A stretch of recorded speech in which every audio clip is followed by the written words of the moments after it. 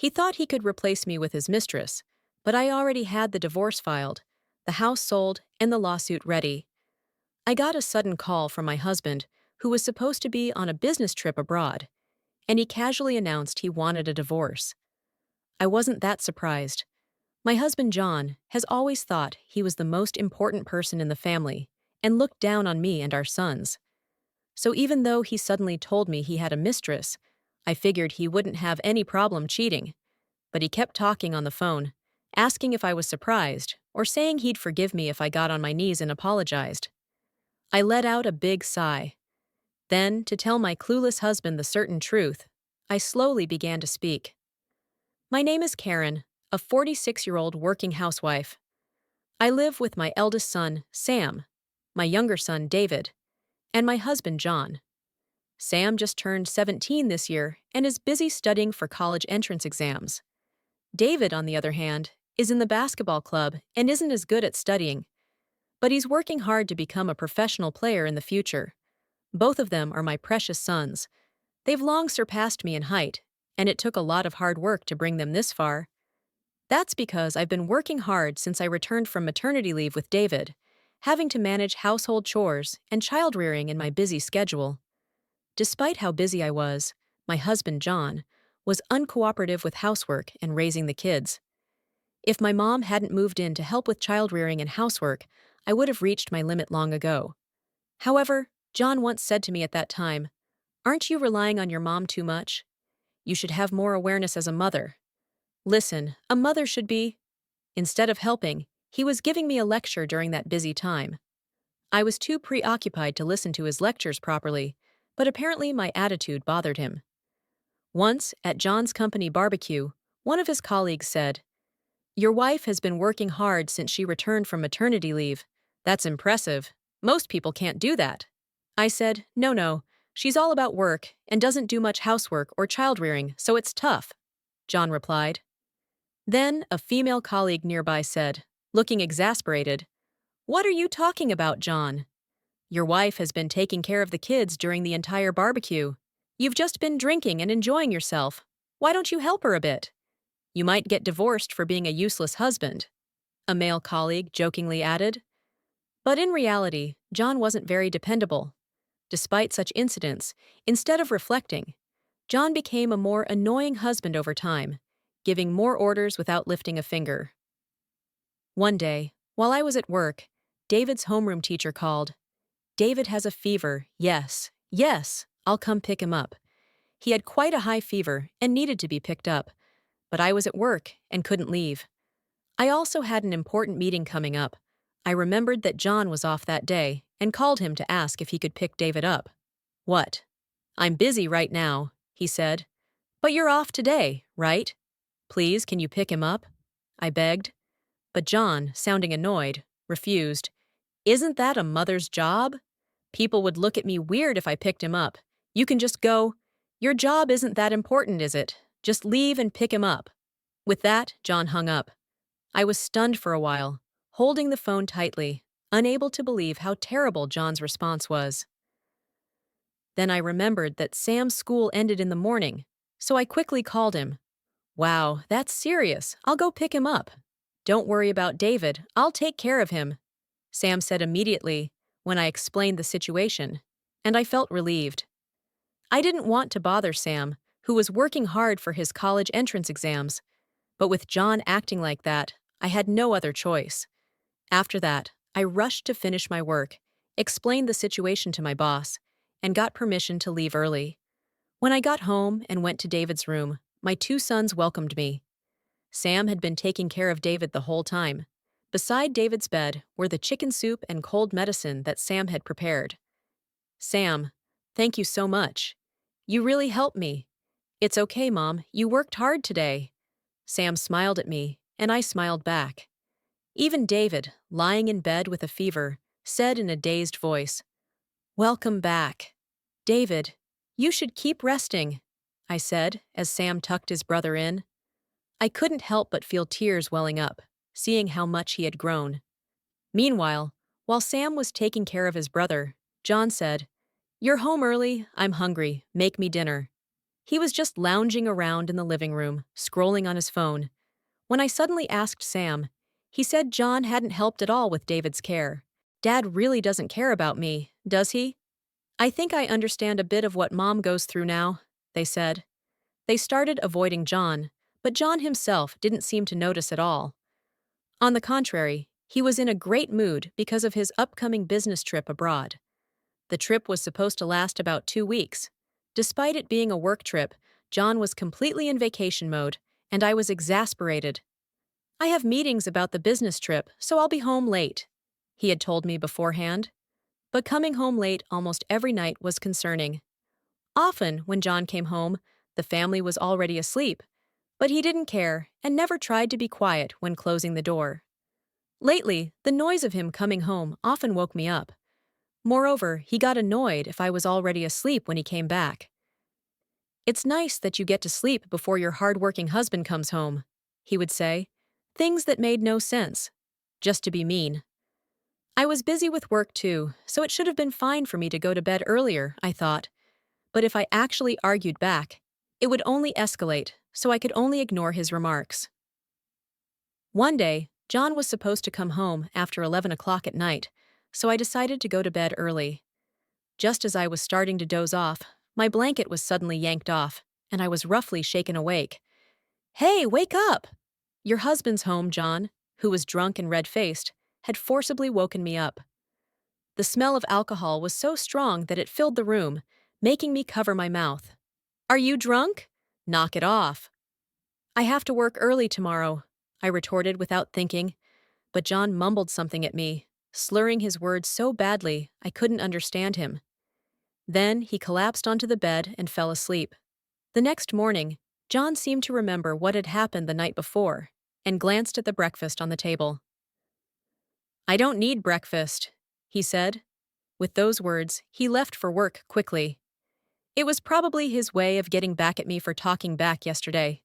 My 2 sons, who saw this, looked exasperated. "What was that? Is he a kid or something? Mom, can we eat this?" "Yes, go ahead." The boys finished the leftover breakfast and, with a cheerful thanks for the meal, headed off to school with smiles on their faces. The night before John's overseas trip, he said, "All right, I'm all set." John was happily humming to himself as he prepared. The boys watched him with cold eyes. Recently, they had been thoroughly fed up with John's selfish behavior. Even when he was in the living room, the boys didn't speak to him. But John, oblivious to their cold stares, cheerfully talked to them. "I'm going abroad for work. No souvenirs for you guys." "That's fine. We don't really need anything," Sam replied calmly, and John looked a bit annoyed. David didn't even look at John. How disrespectful. What if Dad doesn't come back from his trip? "Maybe I don't want to come back to such ungrateful kids," John said, attempting to elicit some affection, which made me frown. This kind of behavior is something children do, not grown adults with their own children. The boys seemed equally unimpressed. Sam let out a big sigh and turned away. David, giving John a cold glance, turned to Sam. "Hey, Sam, I need some help with my studies." "Sure, let's go to your room." John watched in shock as his 2 sons ignored him and left the living room. What the hell was that attitude? I was about to say it was his fault, but John suddenly glared at me and I couldn't get the words out. Then John said something absurd. "It's your fault for how you raised them. Because of you, they're disrespectful to me. Make sure you straighten them out before I get back from my overseas trip." With those words, he stormed out of the living room. A week after John left for his business trip, we were having a very peaceful time as a family. But one afternoon, I got a call from John while I was at work. "Hello? Hey, how's it going?" John's voice on the other end was slightly slurred. He sounded pretty cheerful, clearly drunk. "What do you want? I'm at work." I tried to hide my exasperation, but instead of getting annoyed, John sounded even more cheerful and said something outrageous. "So it's out of the blue, but I'm moving in with my mistress, so I want a divorce. Leave the house and the car behind." "What?" "You didn't seem to notice, so I'll tell you. I've been cheating on you for 2 years. According to John, this business trip was actually a vacation with his mistress. The work part was a complete lie, and he was currently enjoying a trip with her in a tropical resort. My mistress Olivia is way prettier than you. She still embraces her femininity. She's kind, attentive, and just wonderful. John kept bragging about his mistress Olivia, even though I didn't ask. And then he said, "It's your fault for not taking care of me that this happened. If you get on your knees and apologize, I might forgive you." He was clearly drunk, but he sounded serious. He seemed to think that by confessing his affair in his drunken state, I would be so shocked that I would do whatever he said, as if that would ever happen. John took my silence as an opportunity to keep insulting me. I interrupted his rant with a big sigh, and then, to tell the clueless John the truth, I slowly began to speak. "We don't have the house or the car anymore." "Huh?" John's voice sounded deflated. I almost laughed at how pathetic he sounded, but continued. "Why don't you come back right now and see for yourself? Anyway, I'm at work, so I need to hang up." "Wait." John tried to say something, but I mercilessly pressed the end call button. The next day, after finishing work and getting home, I was relaxing when John called again. "Hello. There's a for sale sign on my house, and the car's gone too." "What the hell did you do?" John jumped straight to the point, and I replied, exasperated. "What did I do? I just sold my own house. The car was in my name, so I took it to my new place." "What? Your house? What are you talking about?" "That's my house. How could you sell it without asking me? Were you really unaware of this?" I couldn't believe my husband was this clueless. I found myself holding my head in disbelief. To make him understand the reality, I decided to explain everything from the beginning. The house we had been living in was in my name. We had planned to get a joint mortgage before building the house, but during the process, it was revealed that John had a significant amount of debt. "Sorry for hiding it. Sorry won't cut it. We won't get the mortgage approved like this," I said, exasperated, and John pleaded with me. "Could we get the mortgage in just your name? I'll still help with the payments." Feeling guilty, he kept apologizing until I agreed, and we ended up getting the house with just my mortgage. As a result, the house and land were in my name. This was before David was born. John initially gave me some money every month, but soon he started delaying, and eventually, he stopped giving me money altogether. Around this time, I found out I was pregnant with David.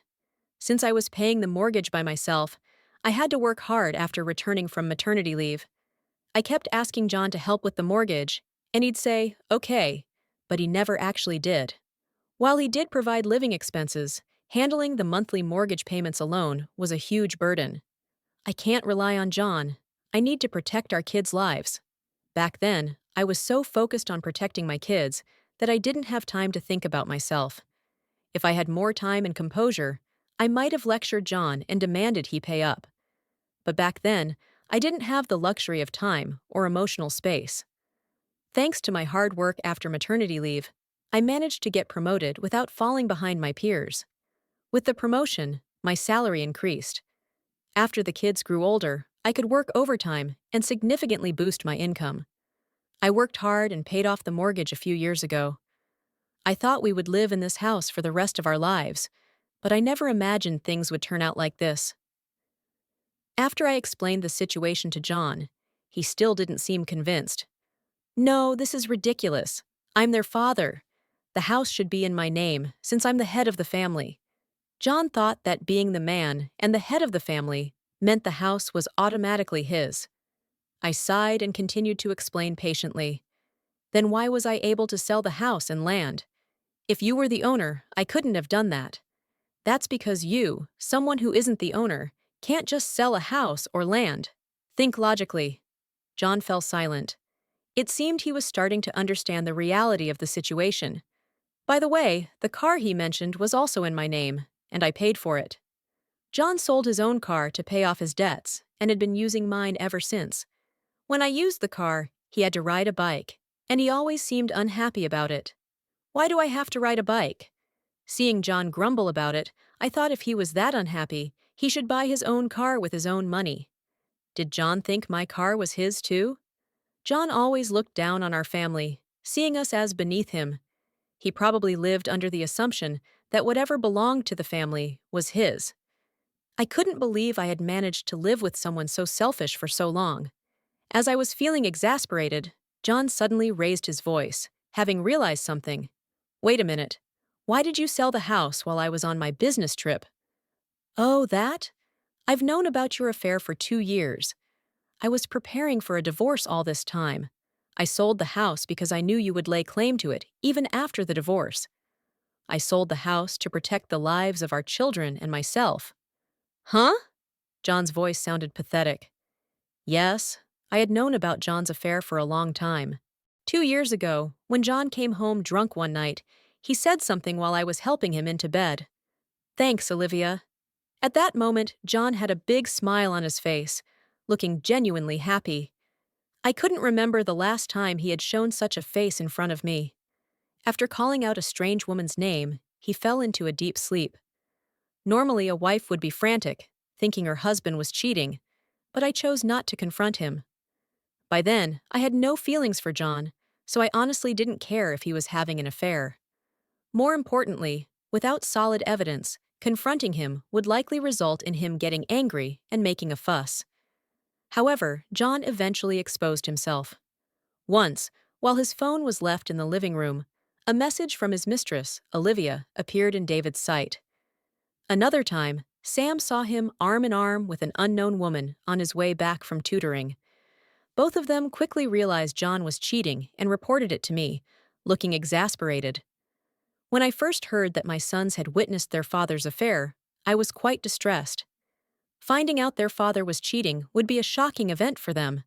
However, they said, well, I figured Dad might do something like that. Surprisingly, I'm not shocked at all. So when are you getting divorced? Their nonchalant attitude caught me off guard. After that, I began gathering evidence of John's affair whenever I could find time from my busy work schedule. Because I'd been so busy over the past few years, it took me 2 years to collect everything. John was pretty careless, but for some reason, he thought he was getting away with the affair. When John heard that the kids and I already knew about his affair, he sounded panicked on the phone. No way! How did you find out? Well, you were pretty careless. I gathered all the evidence without even hiring a private investigator. And by the way, I sold the house while you were on your business trip as a bit of payback for all the crap you put us through. I had collected all the evidence and was wondering when to bring up the divorce. Then John mentioned his overseas trip with a smug look. John talked about his trip, and I realized it was a vacation with Olivia, not a business trip. I decided it was the perfect opportunity and finalized the sale of the house. By the way, we are now living in a temporary apartment. It's far from the house we used to live in, so it will be hard for John to find us. Desperate, John said frantically. Where are you now? I'll come over. He still didn't understand the situation. We no longer considered John part of the family, yet he still thought he could be with us. There's no way I'm telling you. We're already divorced. I heard John gasp on the other end of the line. Yes, John and I were already divorced. Once John and I had a big argument. All you do is work, get it together. You're a mother, aren't you? Take care of the house properly. During that time, I was extremely busy, working overtime almost every day. The kids helped with the housework, understanding how busy I was, but John did nothing, as usual. He was annoyed by the fact that I was busier than him and took out his unreasonable anger on me. You need to get it together. I'm doing the housework in between my busy schedule. You can't even take out the trash properly, so don't lecture me. I snapped, exhausted, and said some harsh words. But compared to John's usual verbal abuse, mine were mild. However, John lost it, slammed a completed divorce form in front of me, and yelled, "How dare you talk to your husband like that? Apologize now. If you don't, it's divorce." John's face turned red with anger, and he was breathing heavily. Seeing him like that, I realized talking any further was pointless, so reluctantly I apologized. But I kept the signed divorce papers, thinking they might come in handy. While John was on his trip, I submitted the divorce papers, and it was finalized. I was officially free from John. Wait, I didn't really want to divorce you, John. In a trembling voice, begged. but I coldly refused. Oh, and I'm not just stopping at divorce. I'm suing both you and Olivia for damages. What? Thanks to the evidence I gathered over the past 2 years, I've already identified Olivia's address. Olivia lives at her parents' house with her brother and his wife.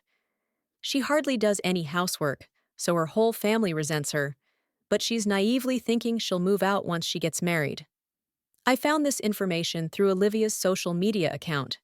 She has a habit of posting everything that happens around her, which was incredibly useful for gathering evidence of the affair, but I kept that to myself. If she doesn't even do housework, she won't check the mail, right? Today, my lawyer is sending her a certified letter.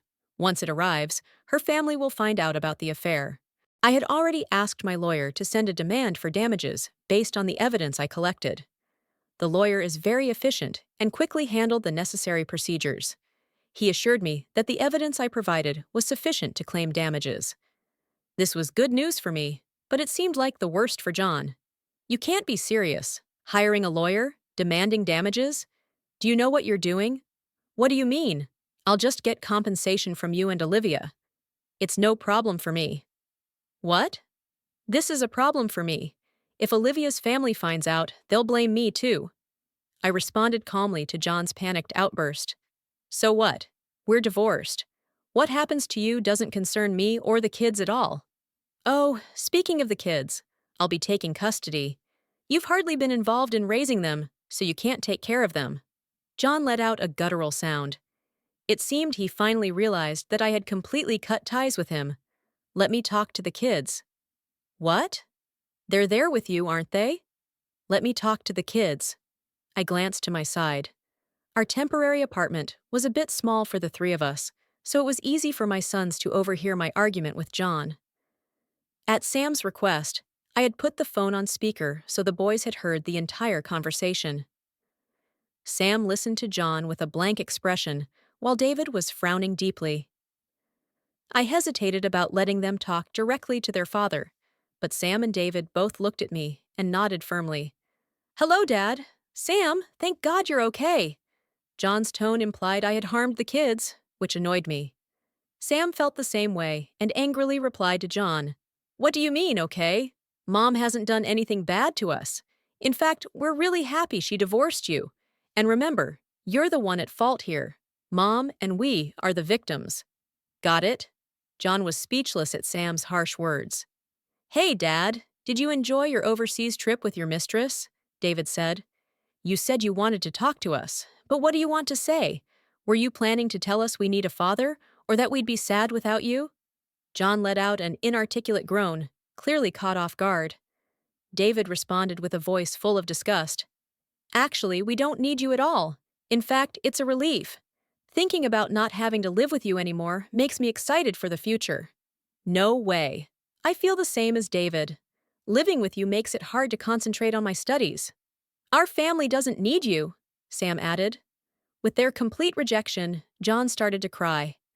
Not one to kick a man when he's down, but I had to say my final words. By the way, I've already informed your parents. They were completely disgusted with you. They said they won't help you at all if you get into trouble. John began to wail. His affair had cost him dearly. Well, goodbye. From now on, we'll communicate through lawyers, so this is the last time we'll talk. Enjoy your life with your mistress. John's voice echoed with despair on the other end of the phone. Ignoring it, I pressed the end call button. After that, I filed for damages through my lawyer. Since John had spent nearly everything except the living expenses he gave me, he had no savings and had to take out loans to pay the damages. He pleaded for help from his parents, but they refused to give him a single cent. Moreover, John had used up all his vacation days to go on dates with Olivia, who was off on weekdays and still had to take unauthorized leave frequently. This greatly affected his performance reviews, and his chances of future promotions were gone. Even though he had been cheating as he pleased, John was deeply shocked when I divorced him. He couldn't focus on work and would likely be demoted eventually. I was exasperated, thinking he should have never cheated if it would shock him so much. Now he's struggling to make ends meet while repaying his debts. This information came from his parents, who showed no sympathy for their son. Olivia was also found out by her family and kicked out of the house. Her family seemed to be sensible people and even sent me a letter of apology through their lawyer. According to the letter, they disowned her and threw her out of the house without mercy. Olivia couldn't cover the damages even after exhausting her savings and had to take out loans. However, the lender seemed to be a kind of loan shark, and she was barely able to keep up with the interest payments.